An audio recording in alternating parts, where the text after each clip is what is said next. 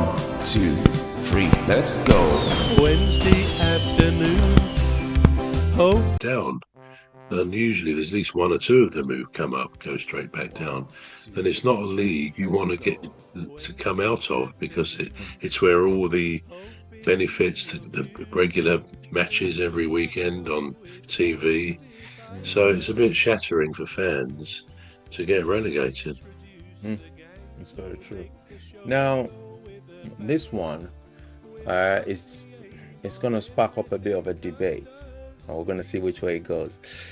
Aston Villa establishes itself among the elites, despite a very limited net expenditure compared to its rivals. The team comfortably occupies the top 4. And then this is where the controversy is. It says built through work and planning, not just buying. What would you say to that? What is that, a motto for them? Is that what they have said? Build through work and planning. This is what this source is called Livescore, which is like a football kind of. I know Livescore, yeah. Oh yeah.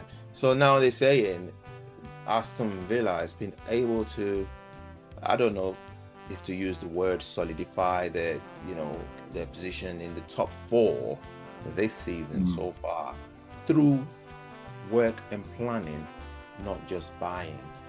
Are they undermining the effectiveness of buying or transfers? Is that? Yeah, I don't know. I mean, I think there's a lot to be said for producing your own talent, and most teams, certainly in the Premier League, have a decent academy.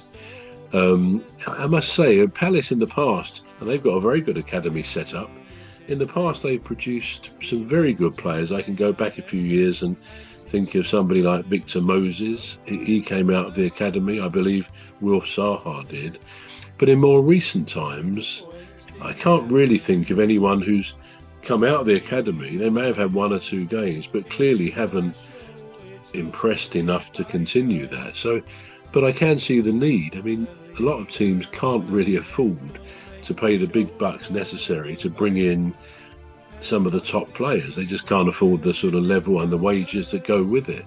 So it's probably a good way to look at it. Let's get organic and grow our own players so we produce. But of course, the teams like that, and not so much Villa, I guess, but maybe it is, but teams like Palace and Brighton and Forest and these others, if we do produce players from the academy, we know what happens. They then get picked off as soon as they show decent promise, and talent, and they get taken away. So that's almost a discouragement to producing players, except I guess you make a profit. If you sell a youngster for a lot of money, then that's going to be a good thing for the club's finances.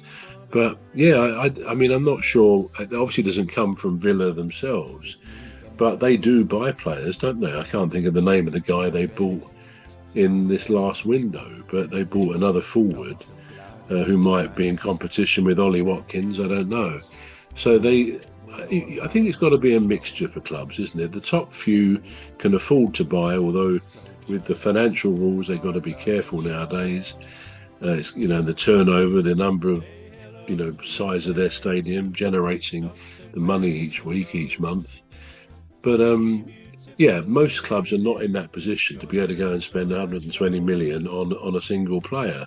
So there's got to be growth from the club themselves. But why Livescore or whoever would say that specifically about Villa? Maybe because they're a big club, but they're not in the same league. They are literally, but they're not in the same financial league as Manchester City, perhaps Arsenal, and Chelsea.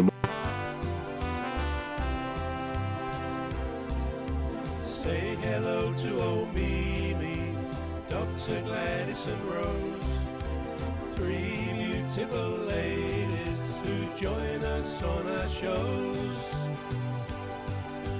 There's one other bro, sometimes joins us on the show. And Chelsea and 1 or 2 others. So someone is really saying, yeah, they've got to grow their own people. which I guess they do. I think probably quite a few of their team have come out of their academies. Be interesting to know how many. But yes, that's probably a lesson for a majority of the clubs in the Premier League, because you're not in the market to buy an Isak for £130 million. Simple as that. Yeah. Now, would you like to know what their expenditures have been? Because in the article there, it says despite a very limited net expenditure, and that's in comparison to the other. Now, so here's the expenditure for Arsenal. This is the net spend over the last 3 years. So for Arsenal, it's 471 million euros, not pounds. So the net spend. Yeah, the net spend over the last 3 years, 471 million euros for Arsenal. For Manchester City, 422 million euros. For Manchester United, 453 million euros. Now, Aston Villa, 48 million over the last 3 years. Absolutely. And with 48 million, they're able to stay in the top 4 of the Premier League. Actually, they're number 3. It's remarkable the way that they've been able. Yeah, I mean, you say net spend. Presumably, that means what they've spent out less, or take off what they've sold for. So the net spend is 48 million. So they may have actually sold a couple of players, or the net spend, they may have bought a couple of players, 50 million each, say 100 million, but then they've sold somebody for 52 million to come out with that net figure. So that if you look at it step by step, they would have spent 100 million on 2 players. So it's not quite the 48 million, is it, if that's all they spend. But yeah, compared to the big boys, and it's interesting, the 3 teams you mentioned are all very similar, up in the well into the 400 millions of spending. And of course, this is why the teams like that get always are in the top in the Champions League. And and how good is it? How good is that situation for the Premier League? It's not a level playing field, is it really? Because the more money you've got a bigger stadium, so you've got a bigger turnover, which means you can spend more on players and their wages. So no, it's not a level playing field, which is why I suppose, like most of the league. Say hello to old Mimi, Dr. Gladys and Rose, 3 beautiful ladies who join us on our shows. There's one other bro, sometimes joins us